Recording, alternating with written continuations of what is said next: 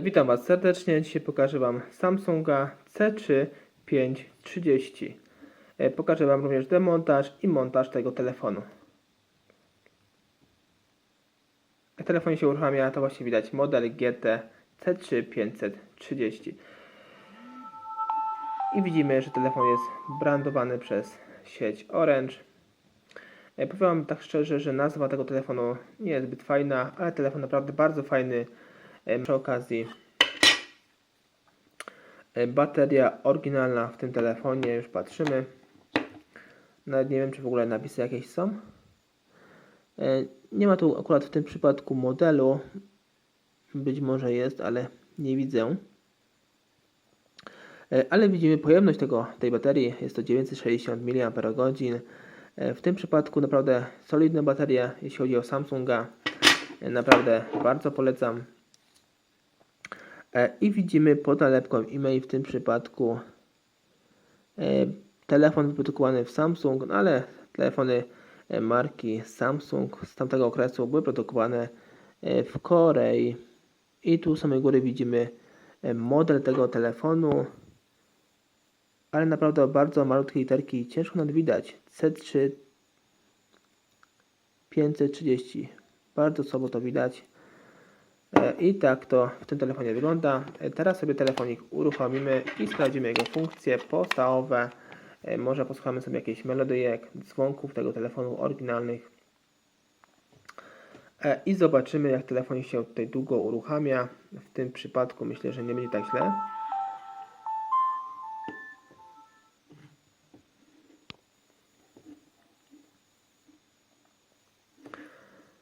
I tu widzimy, że menu jest brandowane przez Orange. Wchodzimy sobie w menu. Od razu widzimy aparacik, więc sobie go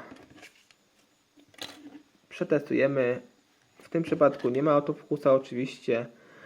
I zobaczymy takie przykładowe zdjęcie tego telefoniku. Na przykład tej karty. Z karty SIM. Tu nam wyskakuje.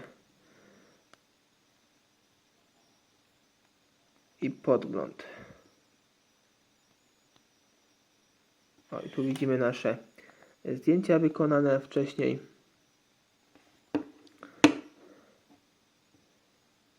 I tak nasze zdjęcie w tym telefonie wygląda. Tu mamy oczywiście powiększenie w tym telefonie.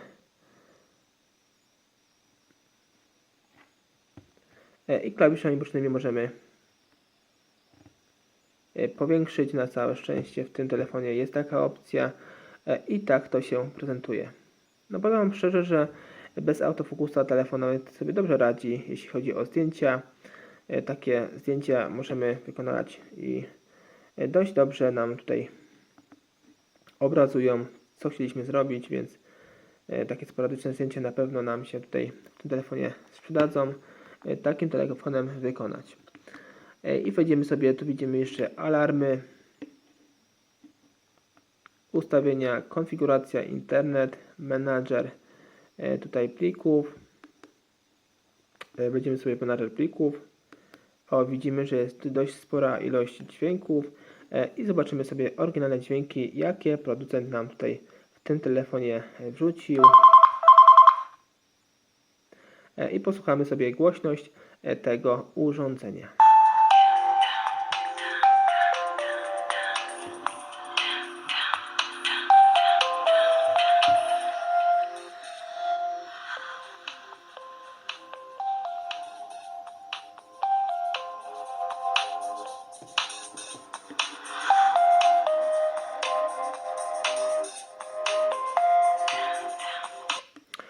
Ten dzwonek chyba był najpopularniejszy w Samsungach, właśnie tego typu klasycznych.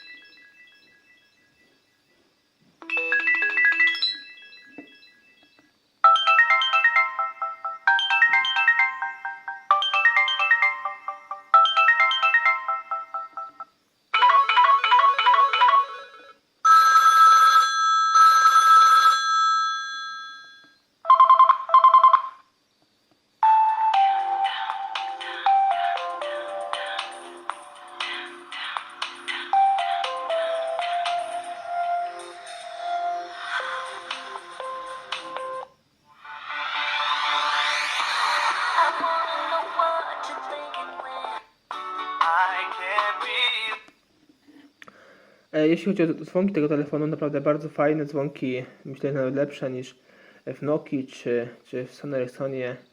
Samsung naprawdę miał bardzo fajne, atrakcyjne dzwonki, by sobie ustawić na nasz dzwonek po prostu. Teraz sobie idziemy dalej, zobaczymy sobie inne opcje w tym telefonie. Tu mamy oczywiście wiadomości, ustawienia, zobaczymy sobie podstawowe ustawienia w tym telefonie. Tu mamy wyświetlacz, godzina, tapeta, połączenia kosz, ciekawe, że funkcja kosz. W tym telefonie w komputerze kopia zapasowa, bezpieczeństwo, ustawienia USB, sieć, pamięć i oczywiście ustawienia fabryczne. Jeśli chcemy wszystko oczywiście usunąć.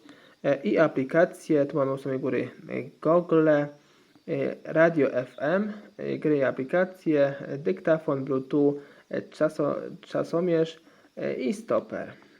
Tak to się wszystko prezentuje w tym telefonie i oczywiście możemy skorzystać z internetu, kiedy oczywiście poprzednio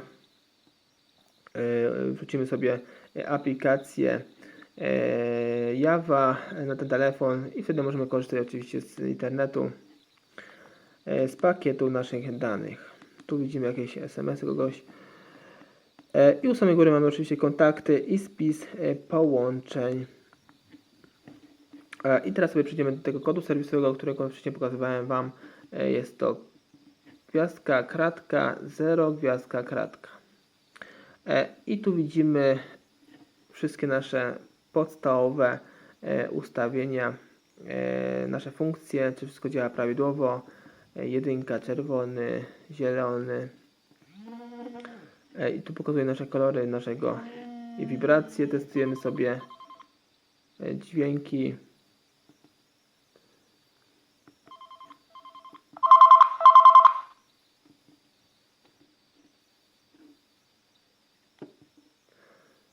Jeśli chodzi o te funkcje sprawdzania podstawowych tutaj funkcji, ta funkcja nie jest taka ciekawa jak w Sonarysona, bo w Sonarysona naprawdę dużo innych podzespołów sobie sprawdzimy, a tutaj tylko widzimy kolory, wibracje i dźwięki i czasem aparat czy kamera wideo. I tak ten Samsung nam się tutaj prezentuje, naprawdę bardzo fajna opcja dla osób, które znudziły się już telefonami dotykowymi i chciałyby taki telefonik mieć przy sobie i z niego funkcjonować. Naprawdę bardzo fajny telefonik. Teraz sobie sprawdzimy, jak tutaj w telefonie się rozkręca. Zrobimy sobie demontaż i montaż tego telefonu. Odkręcamy nasze tutaj śrubki. Jak widzimy, jest ich tutaj jedna, druga, trzecia i czwarta śrubka i odkręcamy sobie je.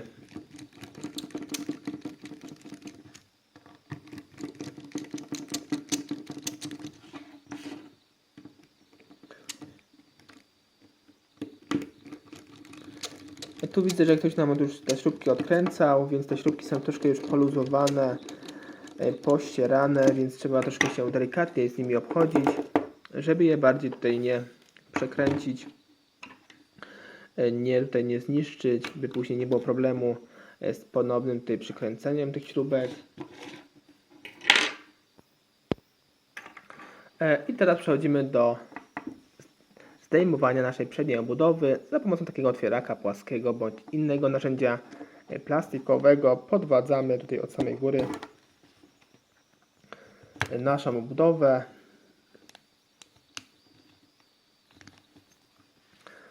I sobie jedziemy tutaj po drugiej stronie.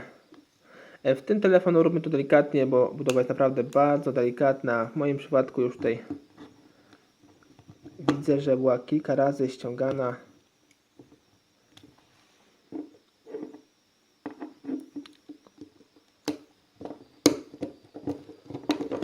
Spróbujmy sobie tutaj od samej góry tak wcisnąć, bo mamy tutaj zaczaski, widzimy. Tu jest jeden i drugi.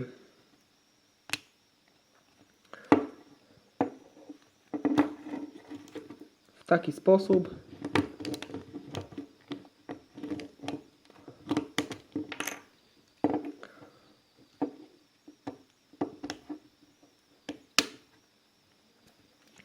Górę już mamy, tutaj puściły nam zaczaski, u samej góry zostały nam jeszcze dół i spróbujmy sobie jechać na sam dół.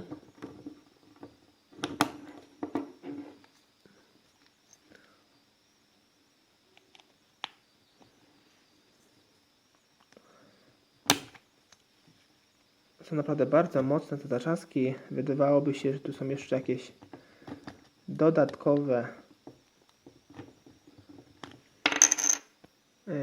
śrubki. No i oczywiście są dodatkowe śrubki na samym dole.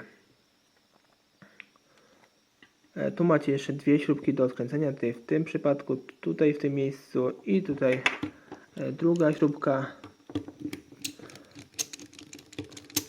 Odkręcamy te śrubki.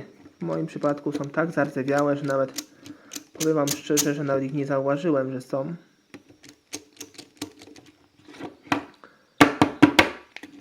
I sobie je tutaj wyciągamy. Coś nam jedna nie chce wyjść. Ale spróbujemy ją podwadzić. Może nam już wyjdzie, tutaj jak będziemy podwadzać otwierakiem i jedziemy dalej tym otwierakiem i spróbujemy tutaj sobie nam, czy ta obudowa w końcu nam w tym telefonie uda się ją tutaj zdemontować, ale myślę, że nie będzie z tym większego problemu. Tu jest taki problem, że jak jeden zaczask, nie będziecie uważać na drugi zaczask, Wam tutaj puści, to drugi Wam może tutaj zablokować i taka zwoła praca. Dlatego uważajcie i patrzcie się, co robicie. Tutaj widzimy, się coś sypie ze środka, jakiś kurz.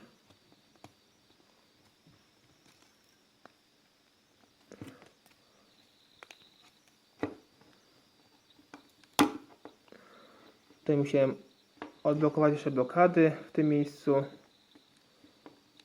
Jest ich naprawdę sporo.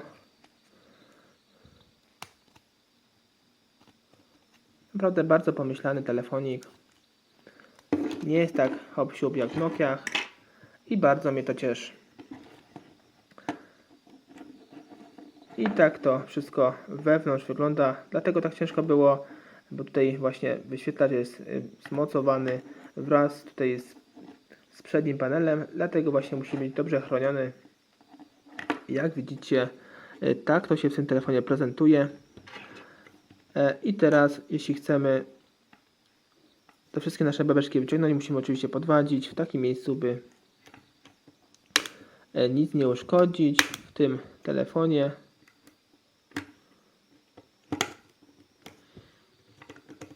Podwadzamy sobie podobnie jak ja to robię.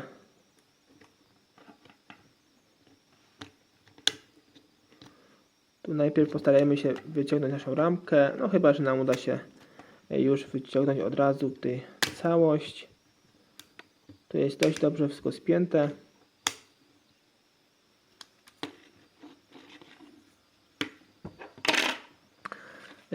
Ale dlatego, że mamy jeszcze jedną śrubkę, ona znajduje się tutaj w tym miejscu.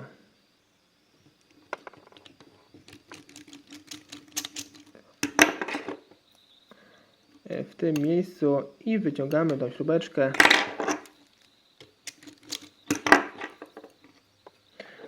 Tak to jest, jak taki telefon się jeszcze ani razu nie rozkręcało, że musimy właśnie takich śrubeczek szukać.